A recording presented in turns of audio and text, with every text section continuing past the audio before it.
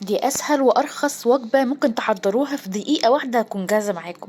ما تنسوش تحطوا اللايك وتصلوا على النبي في التعليقات.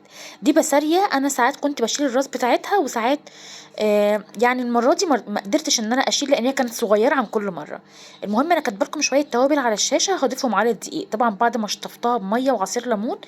وخلي بالك وانت بتشطفيها ما تقلبيش فيها كتير علشان ما تتهريش معاكي.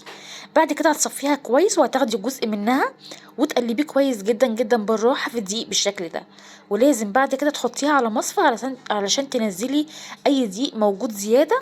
والمصفى بتسهل عليكي كتير بدل ما تقعدي تعملي بايدك وتاخدي جزء من الدقيق او يكون شويه اللي هتاخديهم يكون موجود فيهم دقيق ويتحرقوا معاكي في الطاسه. زيت غزير بقى ويكون سخن جدا علشان اول ما تنزليها تكون طالعه معاكي مفلفله وما تعجنش معاكي بالشكل ده. هتتحمر معاكي وبعد كده ابدأي ان انت بصي مفلفله خالص مفيش ولا واحده لازقه في اختها.